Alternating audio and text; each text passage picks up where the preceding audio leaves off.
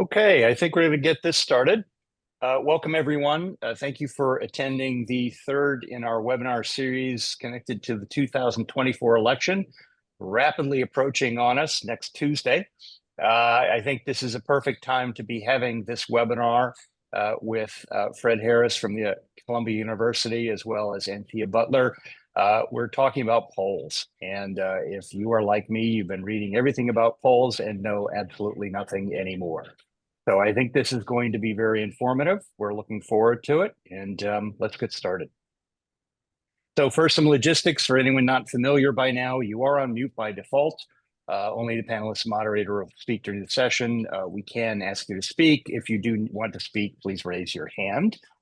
Please do submit questions via the Q&A function on Zoom. We can certainly make sure those get to the panelists. And finally, the forum is being recorded, and we will share the link soon after the event concludes. This webinar is sponsored by us, the National Institute of Social Sciences. I will skip my patter and refer you directly to our website. You can learn a lot more about us. And this kind of educational webinar series is something we are doing increasingly more of. So right now, I'd love to turn it over to our panelists. Today, again, we have Anthea Butler as our moderator from the University of Pennsylvania, and Fredrick Harris from Columbia University. I will now turn it over to you, Anthea, and take it away. Thanks so much, Fred. It's my pleasure to introduce a dear friend of mine, plus a really great political scientist who, when we first met, I kind of had to tell him a little bit about his book, but his book is really great. So I want to introduce him to you now. Frederick Cornelius Harris is the class of 1933 professor of political science and former dean of faculty in the social sciences at Columbia University. He serves as director of the Center of African American Politics and Society. His research interests are primarily in American politics, with a focus on race and politics, political participation, social movements, religion and politics, political development, and African American politics. His books include Something Within, Religion and African American Political Activism, which has won several awards. He's also the co-author of Countervailing Forces in African American Civic Activism. He's also, the most recent book is The Price of the Ticket, Barack Obama and the Rise and Decline of Black Politics, which is a very good book, and you should probably read it now because he was prescient. That is what I'll say about that. He was very prescient about what was happening. And also with Robert Liebman, Beyond Discrimination, Racial Inequality in a Post-Racist World. Fred, we could talk a little bit about what you're doing later on. We'll get to that in the Q&A so people will know what you're doing. But I want to make sure that people also know that they can see your essays in places like Dissent and New York Review of Books, London Review of Books, and all sorts of places. But today we're going to talk about something that when we first talked, you were like, why do they want to know about this? And we're going to talk about polls. And what about polls? I, every day there's some kind of poll coming out or some sort of thing that we have to look at that makes us think that this election is either too close to call or somebody's running away with it. And first, I wanted to Right. just ask you kind of a basic question. Why should we even bother with polls in the first place? What does polling do? Right. Well, thanks for that wonderful introduction. I have not forgotten those deeply probed questions you first asked me maybe over a decade ago about my book, Something Within. And I've sort of softened up my sort of resistance to your critique, but we can talk about that later. Yeah. It's wonderful to see you again. So the question, why polls? And so I'm coming from a more sort of theoretical, perhaps philosophical explanation as a foundation to answer that question. So political polling was designed basically, or the way we think of them today, as a way to give candidates and specifically the public a snapshot of how potential voters feel about the state of political parties, political candidates, and just generally social and political issues. Mhm. And polls, and this is very, very important to keep in mind, are merely an instrument to gauge public sentiment at a given time, the emphasis on a given time, on a host of issues. So without surveys, the general public would not have enough reliable information to make informed decisions about how their candidate or the public policy issues that they care about, how they're being perceived and received by the general public generally. So it was believed in the early years of public opinion research or polling, and this is where the sort of the democratic theory comes in, that polls were good for democracy. It was the idea that in a democratic society, the public would benefit from knowing what other citizens or their fellow citizens think and feel about candidates and on particular policy issues so they can make an informed decision about candidates and issues. So polls, particularly when they are scientifically sound, which I understand we'll get more into later, are evidence-based sources of knowledge that should lead to the public having confidence in the information that they receive about candidates and policy issues. Now, we can talk about this later because you are a historian by heart. I dabble in history.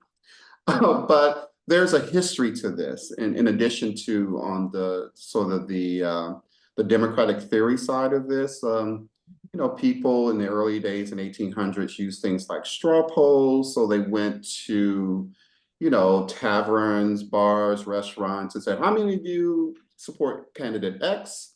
How many of you support candidate Y?" And they'll publish it in the local newspaper. Okay. But it was the idea to sort of stimulate interest and debate. Or there used to be things like bellwethers. We would think of states or cities or towns like Peoria, Illinois was a very popular place in the early 20th century.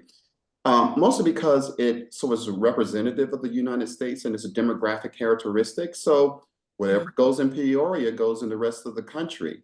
And so these were sort of ideas or perspectives about polls, about informing the public about how their fellow citizens thought about issues and candidates. Okay. Yeah, I can't imagine anybody would be going to Peoria right now, though. I was trying to think in my head what city could fit right now. And I think there's so much polarization. I don't even know if there'd be a city that we could actually think of that would be a city like that right now. But I think, given that, what can they tell us and what can't they tell us? And the reason why I asked that question is because normally when you think about polling, you get a sample, you call up certain people. Well, one of the things I've always heard people say, especially in this election cycle, is like, nobody has a landline anymore. So I guess this question is twofold. One is what they can tell us a lot of things, but they can't tell us everything. And so I'm wondering about how we have to sort that out when we're looking at a poll.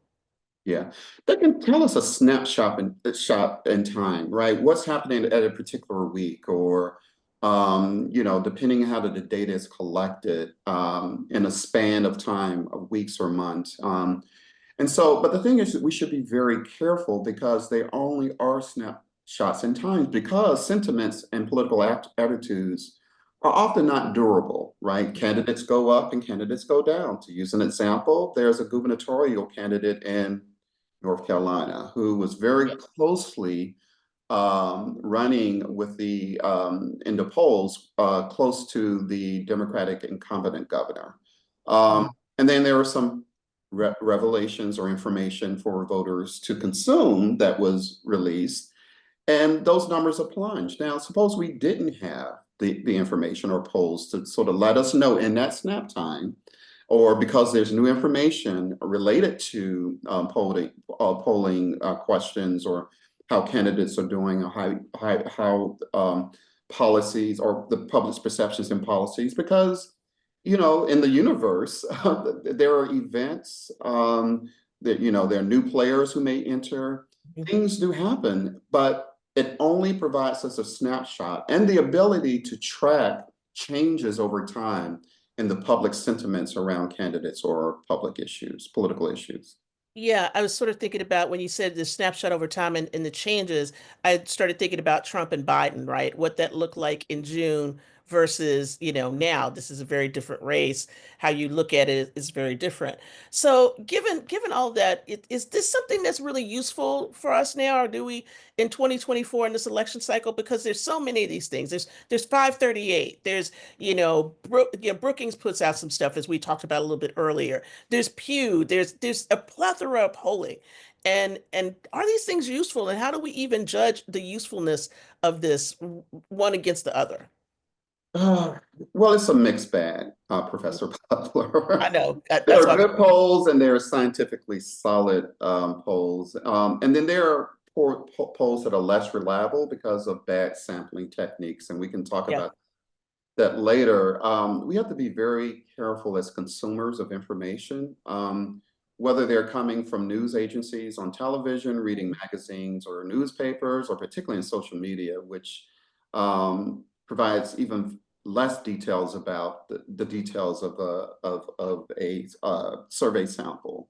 Yeah. And so the best sort of method for polling these days are those that develop samples from individuals who are already registered to vote, for instance. Okay. And so that can provide, if we're looking sort of for the horse race question about who's doing what. And so Hmm. I think some of the surveys actually are getting better in sort of tapping again the sentiment at a given moment. Hmm. Because what used to be asked is that, do you plan to vote? And then some surveys, not all, are drawing their samples from registered for people who are already registered to vote, which means Okay. that they have an increased chance of actually going out to vote because we know that they are registered. The Hmm. problem with even with that, particularly in closely contested campaigns or elections, is that it doesn't account for the insurgency of new registered voters because Okay. they're not from that sample.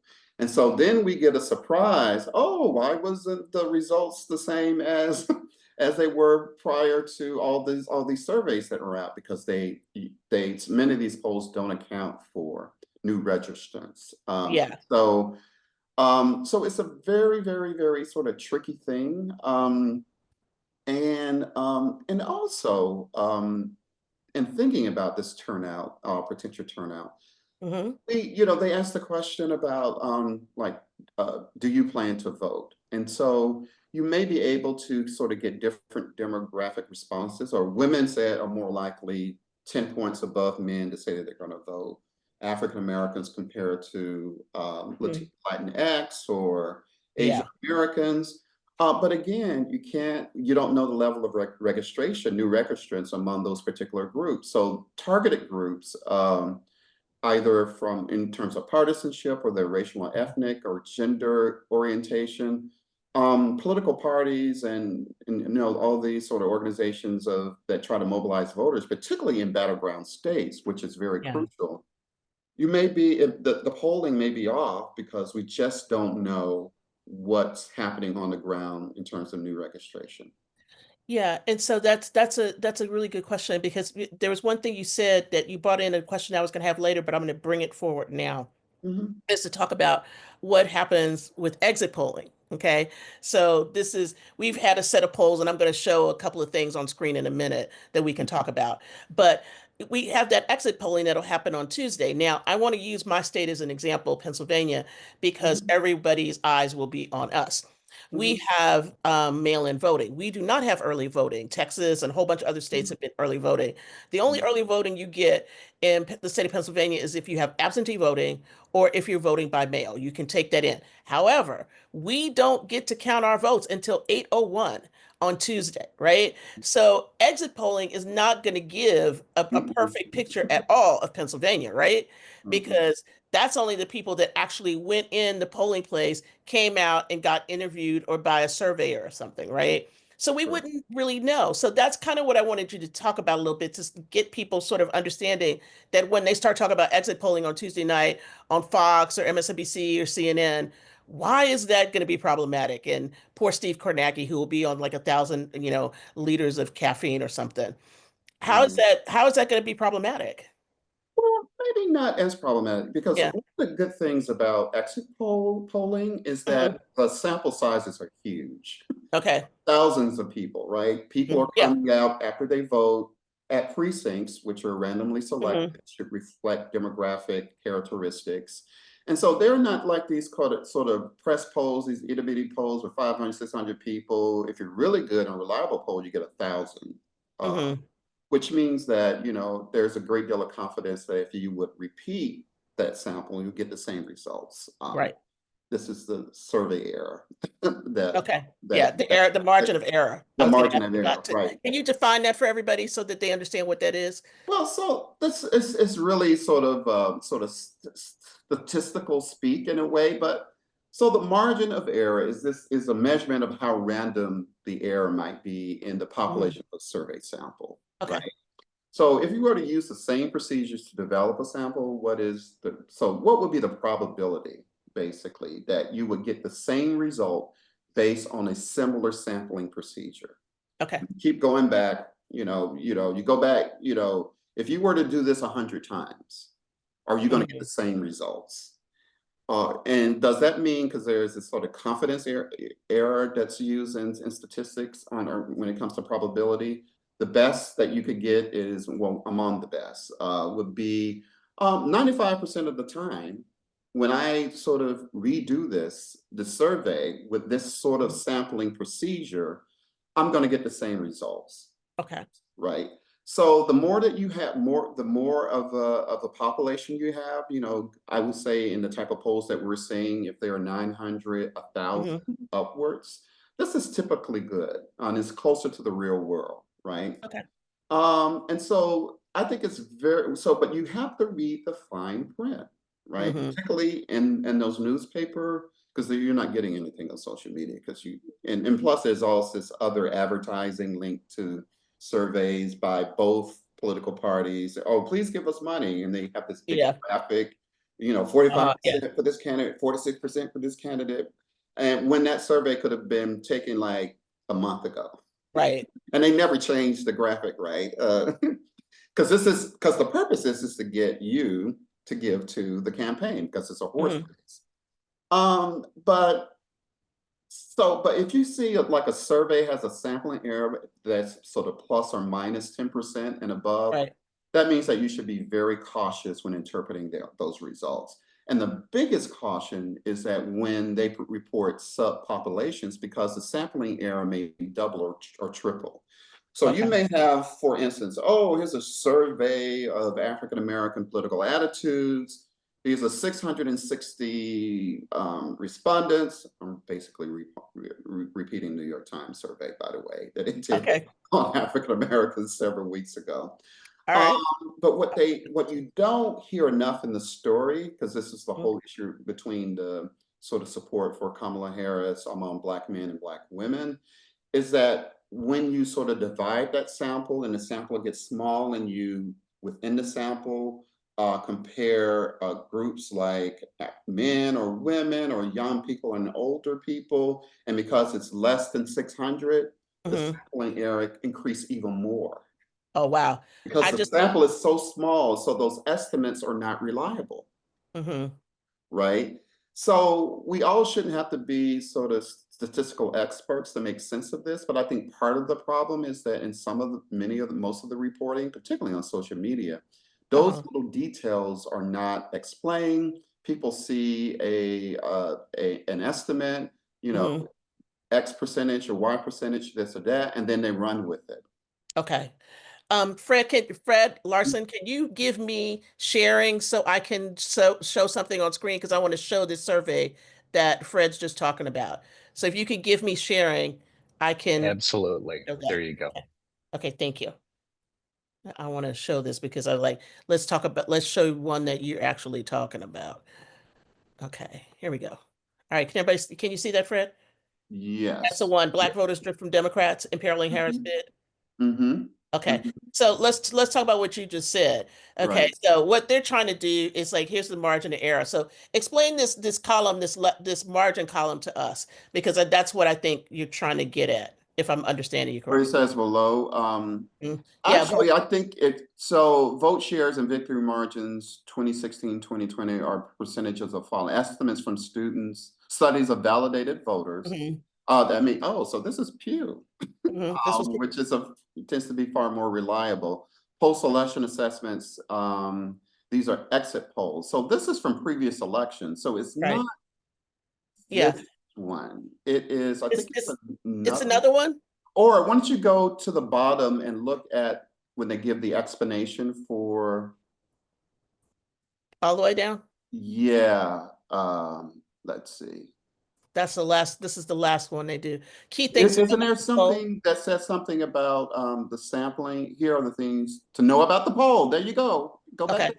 Yeah. Okay. There we go. there. Spoke Okay. with 589 Black voters. Right. Mhm. From September 29th to October 6th, as part of a national poll of Mhm. 385. So it came from much larger national poll.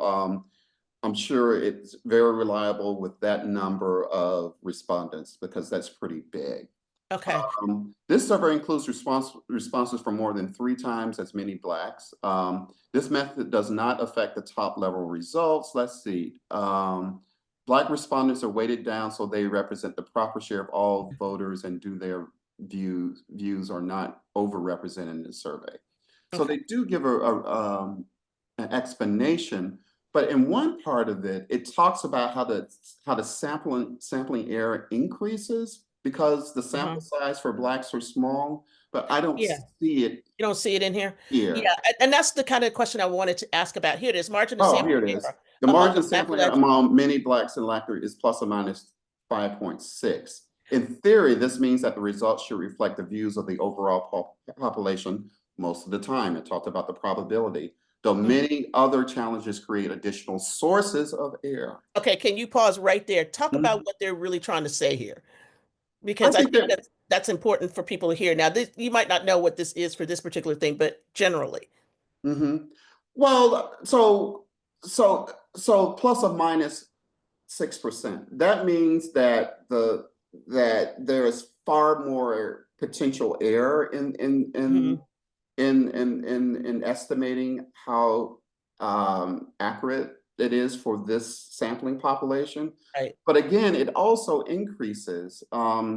So it says at the bottom, when the differences between two values is computed, such as a candidate's lead in a race, the margin of error is twice as large. So from here Right to there. here, right there. Yeah. Right there.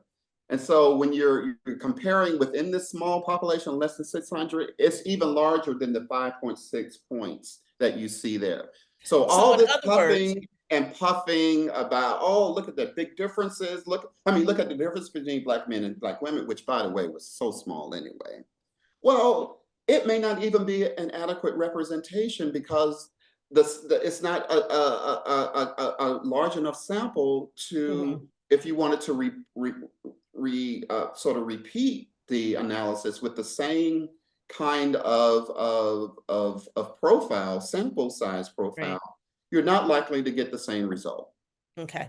And this is the big thing that I wanted, like, can we put this in English? Like we're like, we're like, maybe seventh grade level, not in fifth grade. But basically what it is that this could be really wrong, but we just really did this anyway. Am I bad for saying that? What you say that again? This could be really wrong, but we're Mhm. giving this to you anyway. Well, so this is the thing. They're being transparent, Okay. but it's sort of, when you see the medicine or pharmaceuticals that are being advertised Uh-huh. on television. Right. At the end, it says this can cause blah, blah, blah, blah, blah, blah, blah. Yeah, This 5,000 is things. what this is. Uh-huh. Okay, got it. Got it. So, Right. It's disclosure, right? okay. But who's taking the time to read this when the numbers are appropriated from the story into social media? Yeah. Um, this is left out. The details of this of the reliability of these results are left out Mhm. in that whole discourse. Yeah, because People run basically, away with it and use it as fact. yeah, exactly. So if you're on TV, right, you're going to look at, these kinds of things, whatever the chart It's up Mm-hmm. front, right? All black voters, Trump, Mm-hmm. black voters by gender, black voters by age. Mm-hmm. Those are the kind of things that you use when you're on television, right? Now, Mm-hmm. I want to show another one. So just kind of we're going to walk through a couple of just fun ones just to see. So, Mm-hmm. this is not a test. I know you know how to look at these things, but I want to be able to show everybody else because I think there's so much of this out there right now that I will tell a story about polling back in 2016. The terrible moment for me was that, remember that ticker that used to be on New York Times Mm-hmm. when he was still on there, 538 guy, and it drove me crazy because it was fluctuating so much that night, and then it just went over to Trump, and then it was like everybody just lost their minds because they were like, "We hate this thing, we hate it, we hate it." And so I'm going to use 538 as the example right now. Okay, here we go. This is what 538 is saying. And President even, who's ahead in national polls. How's somebody supposed to look at this? Okay, so I'm sitting here, Mm-hmm. trying to keep up with the race. What am I supposed to think about all this when I see, we've got Emerson College poll, we got Tip Right. Insights, we got Mass Inc. polling group. I mean, just look at all of these. This is tons of polling. I mean, I don't think people really even understand how many of these organizations exist because it's not just Right. regular polling things, it's universities, right?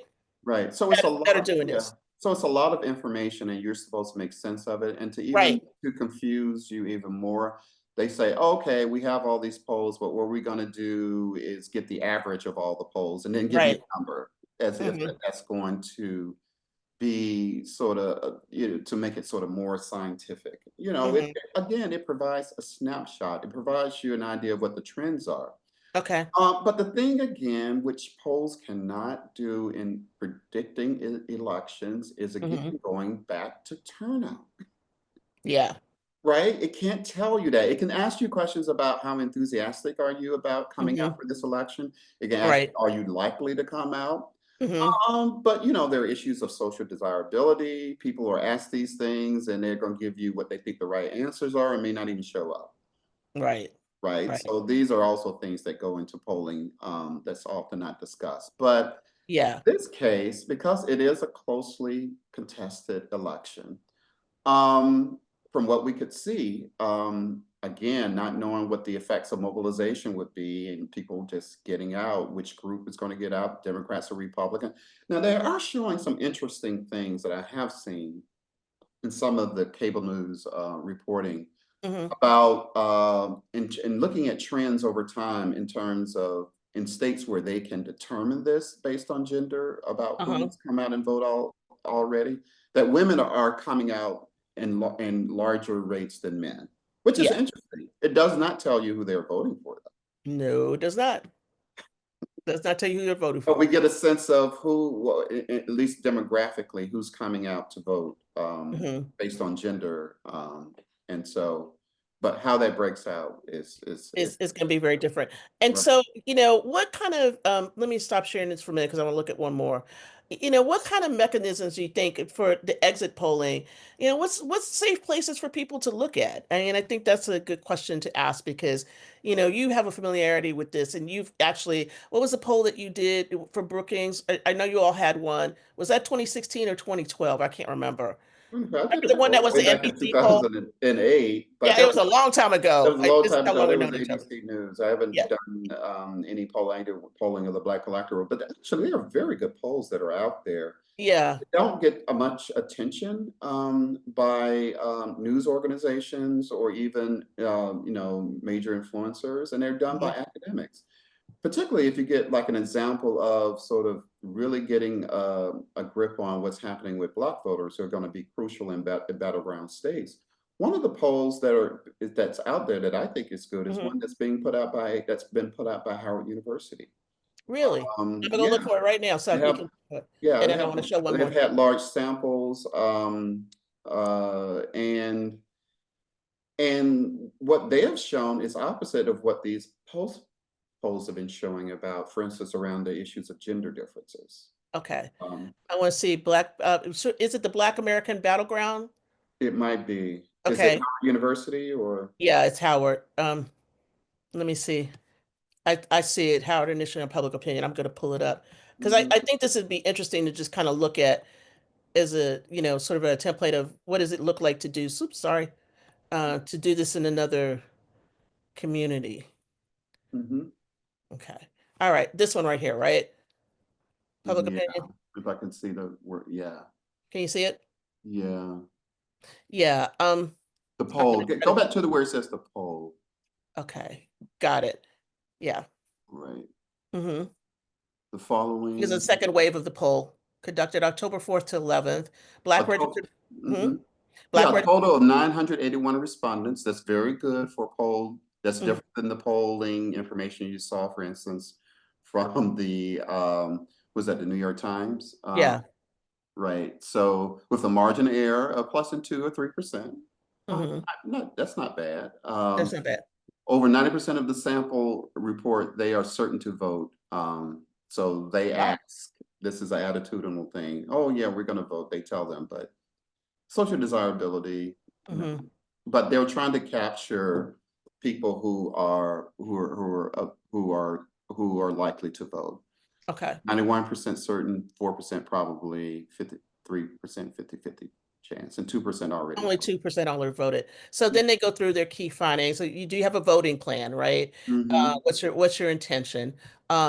As candidates selected that the election was held today, Harris or lean Harris, very small Trump, very small undecided third party.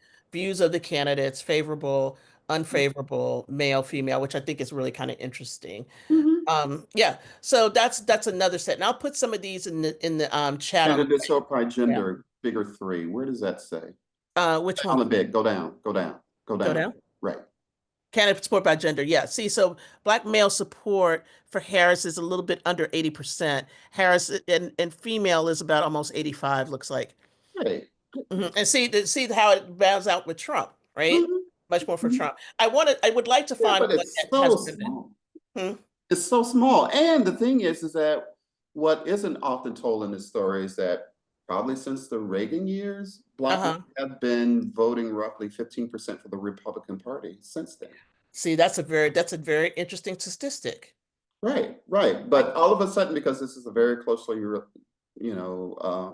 contested election, Election. Hmm. and because there's a woman of color running, then Hmm. these sort of people are, oh my God, we didn't know this. Could it be Yeah. X, Y, and Z? But Right. if you don't know the regular voting patterns, and this is Mhm. why collecting data and polling is important because you, Right. even though it's a snapshot, you have snapshots over time. Hmm. So you can build a profile of sort of what the public sentiment is around particular issues and particular, or how they're receptive or not receptive to Yeah. political parties and the candidates that they put up. So this is going to be my question that I didn't give to you, but one of my biggest frustrations about polling, especially Mhm, because it only seems like this gets done at exit polling in presidential elections, is to see where people are religiously. Because I mhm, always want to know this question about, is it really, yes, it really is all the evangelicals voting for Republicans. Yes, it is, mostly Black churchgoers and other and Protestants and others voting for Democrats. And I'm always trying to figure out that question, and I just find it very frustrating that I can't get that graded down thing on the religious piece. And I wonder, are there just some questions that people just won't ask, or they don't ask them because they feel like they're not the kinds of questions they could really measure? They asked them because I suspect many of them don't know about religion and society in the United States, and they probably get their information from media. Yeah, I I don't get want it. to sort of slander the No, go public ahead. up in their Because I feel universe, like it. but I'm gonna slander some people. I'll tell you, even the eons ago, when was doing survey work on, Uh-huh. on American political behavior with a focus on African Americans, that the indicator that was always used about sort of conservative evangelicalism Hmm. was, they asked if you're a Christian, yes, are you a born again Christian? Hmm. So being born again, if you're a Black Christian, and how that impacts your political views is quite Uh-huh. different from being born again and if you're white and particularly Southern. Okay. So That's that true. doesn't give you the adequate sort of measurement of religious fundamentalism from a political perspective. Hmm. because their experiences about the world are quite different, even though there may be even religious differences in the Hmm. interpretations of that. So I just don't think that there's been very good kind of measurements around this. Yeah. Yeah. Let's take one look at this. There's a Quinnipiac one Mhm, about women, and I want to just share that real quick. It's not total, but it talks about where it has had stronger support among women in swing states. This mhm, was, you kind of see these kind of charts too, right? mhm, And so, how people should be thinking about this. Trump has stronger support among men in swing states. Some of these things you think are, yeah, yeah, yeah, right. But right. of Mhm, course, this is an article, and I could just click into Quinnipiac and just see what mhm, they did. But it's interesting because Quinnipiac is also one of these big ones, right? So sure. if you were going to tell somebody, you should look at two polls on, maybe Tuesday night, or you want to look at two polls before this, what would you tell them? You know, well, what should I look at? Well, the question is, what are you looking for? Yeah, I guess the question is, I think most people are thinking about what I call the horse race, right? Right. Is my person, there, whatever. I would also grade down as I would be interested, in my personal state, like in Pennsylvania, what would I look at so I would know if the Democratic candidate for Senate was going to win, if I'm looking for down ballot races, right? How would I think about that? I should probably go to maybe a university that's in that state, right? As opposed to Oh, thinking about something else or maybe. a newspaper. Yeah, our newspaper, they seem to be more quite sensitive about the methodology around it. And so, they have people who are trained, who are real pollsters, who Yeah. they're not sort of you see a lot of fake polling going on Oh for yeah. organizations that you never heard of and designed uh, to sort of confuse people Hmm. on as a device of misinformation Yeah. and say, "Oh, this candidate has is going to win. It has 85% in the recent poll in Pennsylvania." You know darn well of all the information you've gotten, even from the press polls, which provide a sort of only a snapshot that this is not true. Hmm. This is the way to sort of confuse the electorate. Yeah. Yeah. At this point, what would I say? I would say just like everybody else, you're not going to get it's really too close to call. Hmm. Um, and the thing is to wait for the exit polls the next day.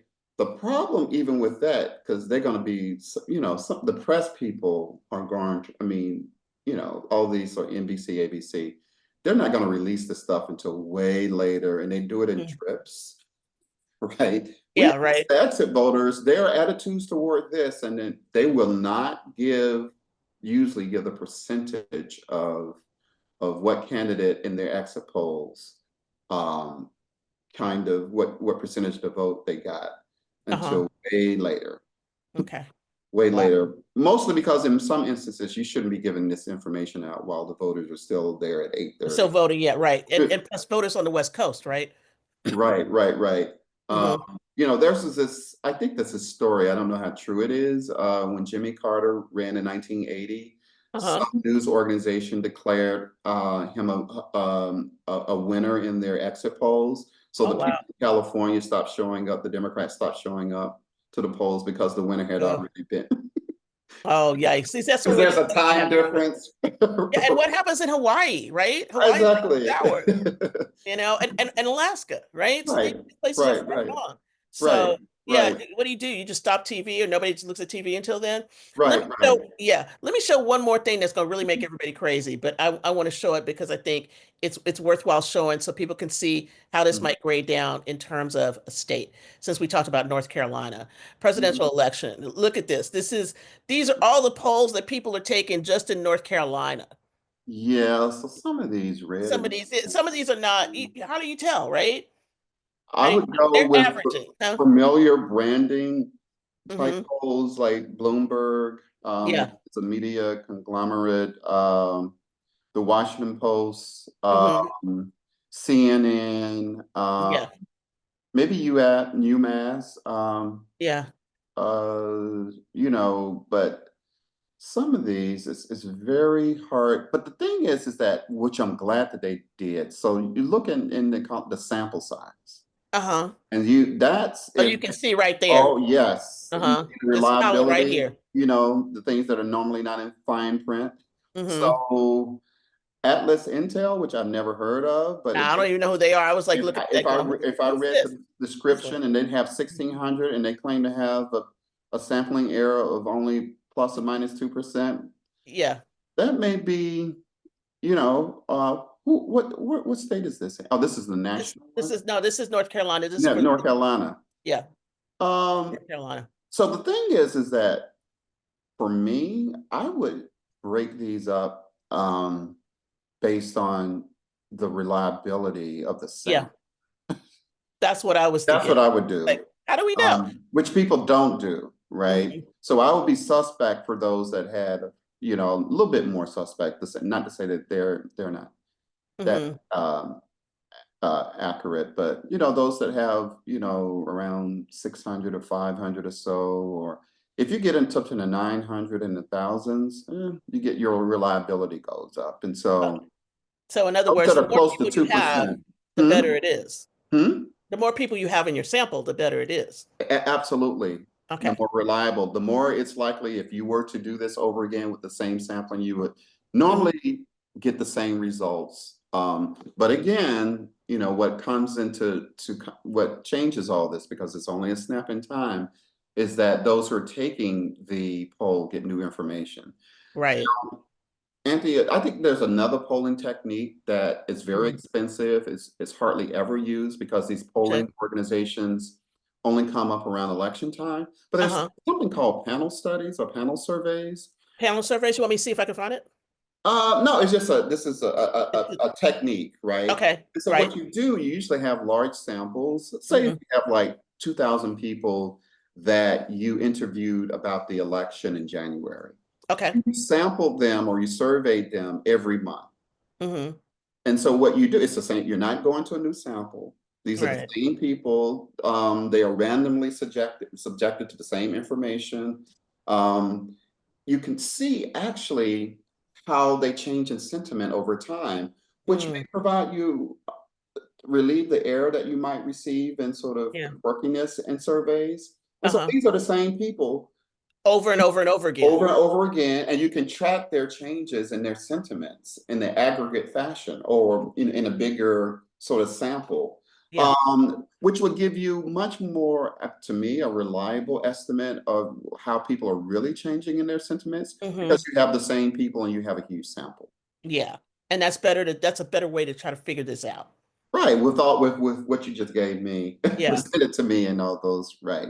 Yeah, got it. So I want to kind of just switch gears here for a minute and just say, if we're thinking about what this is going to look like on Tuesday night, when the voting is over, we're Mhm, seeing somebody, whoever station we look at, is up there conducting numbers. I mean, I think one of the things I always think about is Fox's decision desk in 2020 when they mhm, called Arizona for Biden instead of Trump, right? and mhm. and and he was just like really upset. So Mhm. how should we be thinking about all of these deaths that are going to be throwing out numbers to us? Because I think for most people, especially for me, I'm sitting up there going, I don't know what to think about these numbers. I don't know what the internals are for the candidate, the kind of things, versus when somebody says, "Oh, the internals for the candidate said this," and then what the exit polling said was this, and then we got somebody trying to figure out this stuff. How should we parse all of that out? I I know wouldn't look that's at the kind of a crazy internals. question, huh? Well, if they're reporting internals surveys, I think that's very suspect, and it also raises ethical issues because these are Yeah. surveys that people have of candidates, and the surveys are being paid to sort of satisfy the kind of Hmm. that's their client, right? Yeah, And exactly. so for me, that's very suspect because they have very different ways of measuring what they're trying to get, and Hmm. depending on what the motivation is, they may sort of skew questions Hmm. or samples that would provide a result that would make their client feel good. News Yeah. organizations should be very suspect of that. Yes. And they should only report based on sort of neutral ground entities. But this is the thing. We're in a new era. When I talked about sort of those people going into bars and sort of asking people questions is not what we have today. There's social media, which puts a whole other dimension Mhm. into interpreting what surveys are saying. You just Right. stroll down on your phone or whatever, and then you see numbers, and then there's an influencer who you like, and you say, "Oh, it must be true." Uh, Hmm. Yeah. so, Yeah. and anybody with a handle can be an op-ed speaker, and sort of sway people's opinions about things. And so, even today, I mean, there's so much distrust and mistrust about Hmm. um, uh, experts, Right. which is why, as a former dean of social science, I think social science is very important. I think we should train people to be sort of good scientists to produce reliable information that it helps informs the polity of sort of what's at stake in policies. But now expertise is not really prized as it The used to thing. be. And so, which means that we're in a wild, wild west of political information. Hmm. Hmm. That even when you report data, right, Yeah. you may come with some degree of skepticism that, oh, they're trying to sort of do this to keep this candidate X, to make sure that they lose or they win. People just have a general mistrust of even mainstream sources of information, right? Yeah. Yeah. And, Exactly. and so I think it's a sad day for our democracy. I think it's something that we should all worry about. I hope I don't want to end sort of No, no, no. I got one more thing I want to show, and then we're gonna open it up for questions. Right, okay. Yeah, don't end badly. I mean, I Mhm. think there's one more thing that, we didn't really talk about, but it's something that's really intriguing to me personally, because I know in the UK you can do this, but this is kind of the first time around for a presidential election this is happening in America. And this is betting. And I'm going to show DraftKings right now, seven swing states odds Uh, as of November 2nd. I mean, this is the other piece of this. He's like, we got polling, but now we also have betting. You can bet on your candidate. You can see what the line is between Democrats and Republicans. And so this has been a very interesting conversation that's been happening about polling, because now it's like this is how you can gin up certain kinds of things. And so I'm thinking about this because I always look at disinformation. And so one of the things I'm thinking about is how this polling and the betting has been kind of skewed towards one particular candidate. And if the other candidate wins on it's not gonna be Tuesday, so let's just get that out of the way right now. But later on in the week, let's say, when there's a winner declared, this is going to be a bone of contention, because the betting markets now also play a role in all of this alongside the polling. yeah, but the thing is that Crazy it is. Hmm? Professor Butler, I'm trying to figure out what the average citizen would make of this, I don't think the average right? citizen knows. I That's mean, the is this yeah. is like is This this is is inside like baseball. the Dodgers versus the New York Yankees, and Yeah. it doesn't have much kind of importance or relevance beyond that. Hmm. I don't know, because maybe the thing is that political scientists on the DL have been doing this I know, right? I was gonna say for you all been doing decades. this for a They long didn't do time. it. They didn't do it for money, but Yeah. what is who wins? What's the probability of this candidate Yes. winning or losing? So I may Hmm. come from it from a different perspective, Yeah.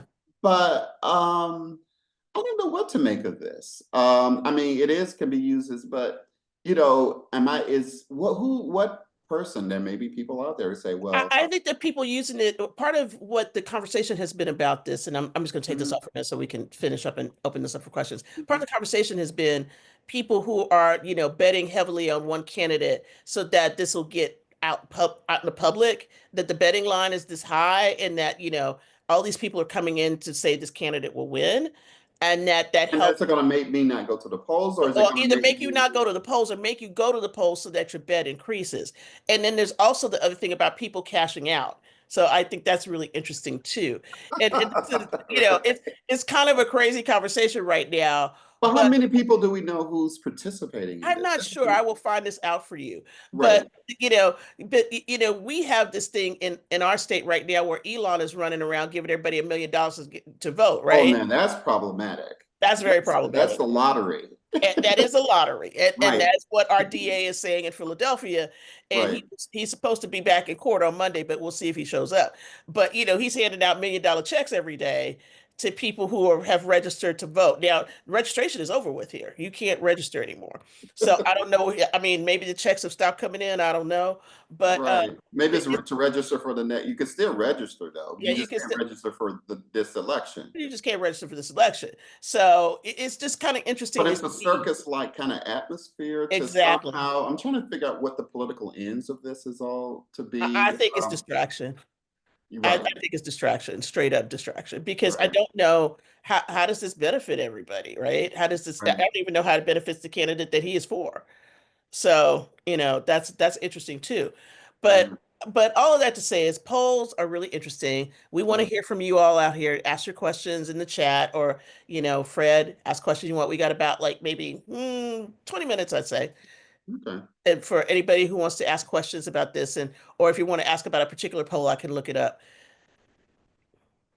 That's great. Yes. Well, while everybody's collecting their questions to send in, and please do send in by the chat or raise your hand so we can put you online. I'll make a comment about the betting markets, which I think is very interesting. I'm an Yeah. investment banker, so I operate in the Ah, market environment all the yeah. time. And I'm very much a heavy reader of financial media and financial, social media and everything Mhm. else. I think the betting markets have a very large effect on those kinds of information ecosystems. Let's put it that way. And I think there's a general belief that markets are very efficient ways Mhm. of discovering information. Right. And there's a bias behind the political betting markets to think, well, these are the smart people, right? These are the smart people who are making very intelligent bets, so they must be right. And I think there's a lot of people who are pushing that message Mhm. out there. All I Mhm. would say is that I don't think that that's accurate. Certainly not with all markets. There's one very famous one called poly markets, Yeah. which has Probably been market. heavily skewed toward Trump for a long Mhm. time. US citizens are actually not allowed to bet in it. It's an offshore market. Oh, And apparently, the story has emerged that there's a French person who has, they call him a whale, which is a market term, who has bet over $30 million on Trump in in that market. And so he's tremendously skewed the numbers himself because he's essentially oh, making a one-sided market.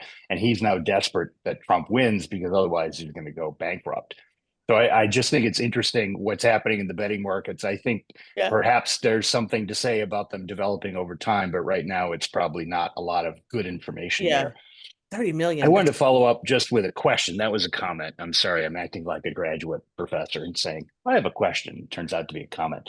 Um, but this is a question. You had mentioned earlier, Anthea, that one of the potential sampling errors we need to think about as the world continues to change is the use of landlines. Just this Mhm. seems to be going down in the population. Out of anything, people who have landlines, I would say, being an older person, would be people like me, right? So you've got the older electorate, the older likely voters, the older registered voters, much more likely to pick up their phone when it rings and answer a phone survey, whereas the young voters or people who don't have landlines just never get the call.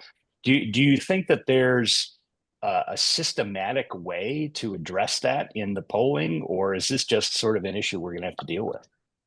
I don't know. I mean, I'm going to defer to you, Fred, first, and then I'll say what I yeah. think. So this is an example I use. So you're absolutely right. It skews those who have landlines. It's skewed to older Americans, and so we would have an overrepresentation if you only did of older people. If you did only landlines. But another thing which was important, landlines were very important in building geographic samples. But with mobile phones, cell phones, you can't do that. So Professor Mm, Butler, guess what? I'm in New York City. Hmm. Uh, guess what my what do you call the code that goes before your Your area code. right? Guess what my area code is located? I know where it is. You want me to tell him? His area code is 585, folks. It's 585, which That's is the Rochester, upstate New York. Rochester, New Mine is York. 310. I am not living in 310 because every time I call somebody, it's Beverly Hills. And they go, "Are you in Beverly Hills?" And I'm like, "No, it's a No. phone I've had since 1999. I'm never changing this number."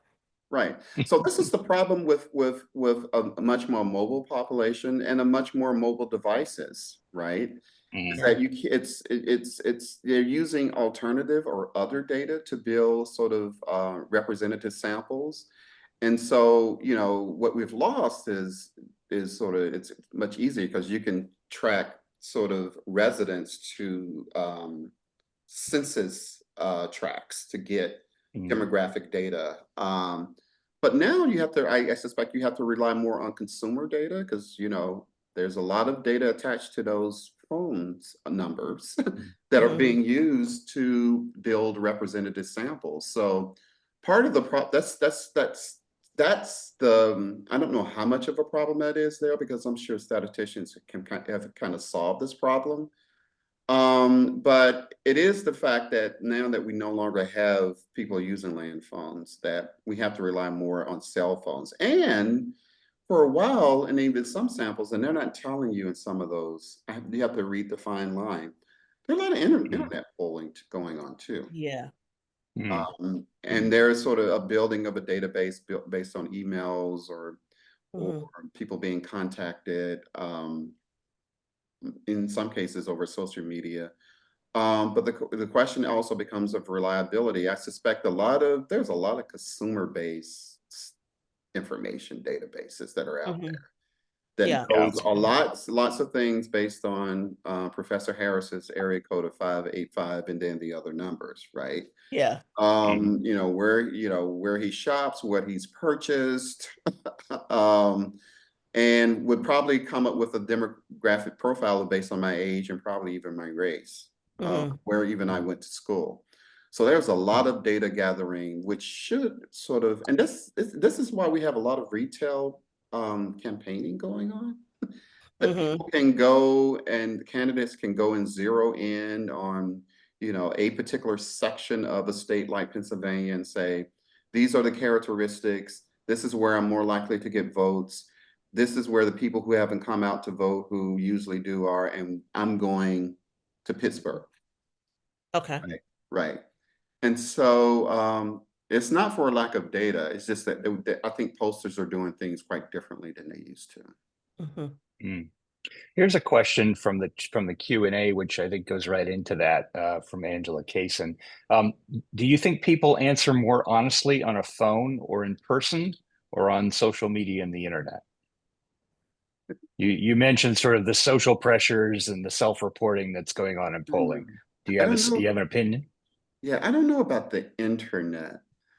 But usually, I think they've done things or studies about in academic polling about which is far more reliable. And I think face to face, but this is another thing. This is something else that this is the type of polling that doesn't go on, which was prevalent in the early years when Gallup started this polling in the 1930s, all the way to the post-war years when there was more computation techniques that was developed to handle large batches of data. That people still went out. National Opinion Research Center, which still is at the University of Chicago, was legendary for this. So they would go face to face, door to door, and interview people. And they found out that face to face interviewing was the best reliable information that people got. Phone surveys, some studies have shown that who they perceive the people to be on the other line may Mhm. influence the questions they get around sensitive issues, around if you can think of sort of issues around race or gender or sexuality. They are more likely to give socially desirable answers that they think the other person um, would want them to hear, given sort of what they think the other person sounds like, right? And so there are variations, but I think the best polling that's done that's less likely to be done today for a variety of reasons are the face-to-face surveys that are almost a thing of the past, Yeah. It's like, except for the Census Bureau. yeah. Mm. Mhm. Mhm. Yeah, I was thinking, the other part of that question was about social media and internet. And I want to say something about that one because I think that's really interesting. I think it's much harder because you can game social media. You can kind of game that in a certain kind of way, especially with people who've done surveys on TikTok or X, which used to be Twitter, and all those other things. You can kind of game that because you can vote over and over and over again. You can say something over again. You can mount up a campaign to sort of take it how you want to take it, right? And so that's another part of this. The thing that always interests me, Fred, and this kind of gets to the point about what you're saying about having a group of people like a panel that you look at over time, is that focus group that Frank Luntz does all the Hmm. time, where he's asking undecided voters and all of this. And that's what they just recently had here with Kamala Harris, was a whole set of people. And I remember this was a political science professor from Hmm. Haverford who said she was undecided. And we're like, no, you can't. You know who you want, but she got on there because she was undecided, right? And I Hmm. thought that was really interesting because people just could not believe you could have an undecided political science professor for this particular, campaign. But Right. but I also think that the thing about polling is this: it keeps people engaged, right? Because we always think, we want to see if the candidate that we're going for is ahead or behind or whatever. But it also helps media organizations Hmm. because you can have this whole apparatus around it that is about, voting, right? And Hmm. so this is the I want to say the Super Bowl basically Hmm. of polling, because everybody is cranked up between now and Tuesday, and will be after Tuesday, because we're going to need to know who all voted, why, how did it shift, I think some of the big polling questions to me will be, how did gender break out? How did anybody who had abortion on the docket, and I'm thinking about Florida in this case, how will that turnout affect what the total turnout is, right? And so that's going to be like a part of this, don't you think? Yeah, yeah, perhaps. So I was thinking about something you said about all the different types of polls and social media, because one thing I think is interesting that's happened over the past decades is that Americans have become have gained the habit of participating in some polls. Now you'll Hmm. hear people say, for instance, that oh, this candidate is up X and this candidate is down. Nobody's ever contacted me for a poll. Hmm. But they're participating in a lot of unscientific polls, right? Right. Right? Yeah. Online, you get on, do you agree with blah, blah, blah, blah, Hmm. blah. You Hmm. punch whatever it is, and you immediately get a result. This Yeah. percentage said yes, and this percentage said no. Or Hmm. even local TV stations, they may say, oh, this is an unscientific poll, but if you Yeah. agree with X, Y, and Z, or Z, X, A, or B, go on our website and register your sentiments or your vote. And then people do it and then they report it. They're unscientific polls. So there's some degree of belief in polls, and that there's a habit around people having wanted to have their say about Hmm. things, which I think is very interesting. But the problem is that they can't oftentimes decipher what is a good poll and what is not so good poll, and how Right. to interpret those results, even though that they go on and say, well, oh, Hmm. it sort of confirms their beliefs, or if they get on Hmm. social media, or disconfirms. But I think all this is actually fascinating. We don't know what's going I can't be like we don't know what's going to happen with all the knowledge, the data that we have. At this point, it's remarkable that no one could really give us a definitive answer about what the results are going to be on Tuesday, which I think is interesting Yeah. Yeah. It's very interesting. because we have the tools, right? Yeah. Yeah, we have the tools, but there's several people. I'm thinking of Christopher Boozy, who's a person who has a sort of a social media presence, but a website. He's predicted a certain prediction, right? There's another person who I'm just forgetting his name right now, who just wore a tie last night when he was on MSNBC to indicate that he thought the Democratic candidate was going to win, right? So it's all these things, but we just don't know until it's fully done, right? No. Can we say what's the American university historian who have these keys of prediction he uses? Oh yeah. who appears to have better results than the pollsters in the past few decades about Yeah, predicting. predicting presidential election. Let me I pull him think up real quick. Yeah, Litchfield, Alan Lichtman. Yeah, Lichtman. Lichtman. Yeah, somebody said he's a polling Nostradamus. Yeah, Right. yeah, Lichtman Right, without predicted using 9 of the polls. last 10 presidential elections. Right. He doesn't use Mm-hmm. polls. I mean, and not in the sense of like Mm-hmm. which party that people feel that will address specific issues, or Yeah, who's up and I'll down. put it in the chat for everybody. You have to go look and see what he says. But he But doesn't do the sort of the data crunching type. He's a historian. These are historical factors, these keys that he uses, and he uses some survey data, not mm, exclusively, to talk yeah, about the perception that candidates have among the public more generally. mm-hmm. It's But been everywhere this week. It's yeah, interesting. but he doesn't get into the weeds, right? No, He doesn't get into sampling error. no, yeah. He says these are his 5 takeaways. Number 1, I'll be partisan and not say that one. Number 2, he says don't trust the polls. Uh, Number 3, he picks up certain candidate and says that they have charisma and unique electoral position. Number 4, elections are about governing, not just campaigning. And 5, which I think is really interesting, which is a whole nother conversation in itself. No election has ever been more venomous. Mm, And I think Mm. that's really interesting. I'm gonna put this. This is from Brandeis. I'll put this in the chat too, mhm, so mhm, everybody can see mhm. it. Right. Um, we wanna be sure that everybody sees that we're being nonpartisan through this and not say you can read this on your Right, own. right. But Right. anyway, But I think it's more. I think it's really interesting, at least from his perspective, and the way that he interprets historical trends and data, yeah, filter them out, and come up with these large concepts to think about how you put them all together that you mm, can have a prediction. And it seems like he is just as good as, if not better than, the the poll. mountains of survey data that we've had over the past Yeah, presidential elections. So, yeah. not sure what that says for science. I don't know either. And that's one up for history, which Hmm. there's the history of science, but Yeah. yeah, but I find it very fascinating. Hmm. Yeah, and he'll be doing all the shows this week. Whether if he's right, everybody will call him up, and if he's wrong, They'll people let him will know. throw him out. But yeah, well, Yeah. we will see. Anybody else have any other questions, comments? Here's one in there in the Q&A. It said James Carville quoted a source, which this person doesn't recall, that if a poll is 50-50 and there isn't at least a 5% difference in the result, throw it out. Do you agree? I mean, are these maybe a way to rephrase that question? Maybe it's not the Yeah. right question, but Maybe yeah, not are throw it out. 50-50 polls just sort of by definition wrong?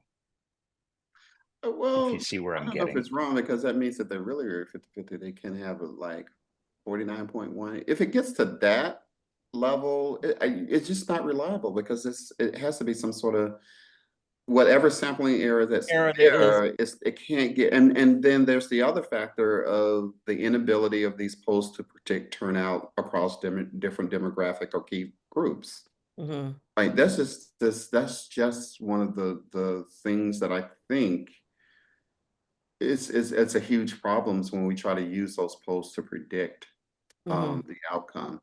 Now, I think polls are good, when it comes to or better when, you have a candidate up like over 50% to 55, 60, 70%. And so the question that I sometimes, because we're not paying enough attention, I think, to down ballot uh, Yeah. contests. There are people running for governor, for US Senate, and Hmm. see how, when those questions are asked and how they match with what the national election contest is, I think would be very interesting. Hmm. As I mentioned before, I think that the polls are reporting a response to, for instance, the gubernatorial race in North Carolina. I really do think those numbers plunged, and they're telling us something. And they will probably be near what the estimates are now, because they're probably a good survey, but the differences are so huge. Hmm. You can't be off consistently that much off Right. if you're getting polls with the same sort of results. Hmm. Yeah, and I think the last thing about that too is like I just heard today somebody was saying that, oh, Trump is coming back like 4 times to North Carolina in the next couple of days Mhm. because the internals must look bad. And I'm like, but you don't know what the internals are, so he's just coming back, right? And he has a right to come back. But anyway, there you Right, right. But Well, this has been great. I think we're running out of time. And the election continues to advance apace. Tuesday is closer than it was before. I hope we do find out or have some idea what the results are sometime before the end of next week, but we'll just have to see. After all, this is the scientific sampling that's going to take place, which is the actual vote count. All the rest of it so far is we're just trying to figure it out in advance. Um, Anyway, Anthea and Fredrick, thank you so much. This has been very interesting. I've learned a lot.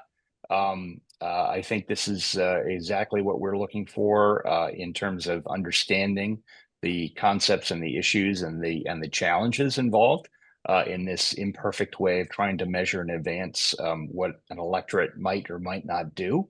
And I think it's going to be fascinating to watch how this all comes out. yeah. So I really appreciate both of your taking the time and making the contributions. Yeah. Thank Well, you. thanks for the invitation. Absolutely. So I will wind this up for us. Thank you, everyone on the line, for joining us. We really appreciate you listening in and offering your questions. All three of the webinars in this series are either already on our YouTube channel or are going to be there within the next couple of days. And that's only the last one. We had Threats to American Democracy, Body Politics, and this one today. And our YouTube channel is right there with a cool little hashtag @NatInstSoCSci, because of course National Institute of Social Sciences rolls so trippingly off the tongue. We thought you'd had something shorter. Anyway, Yeah. thank you all for coming. Thank you very much, and best of luck out there. Vote safely and vote often. Thank you. You must be from Chicago. I am indeed. Thank you, everyone. Take care. Have a great Bye-bye. day. All right. Bye bye.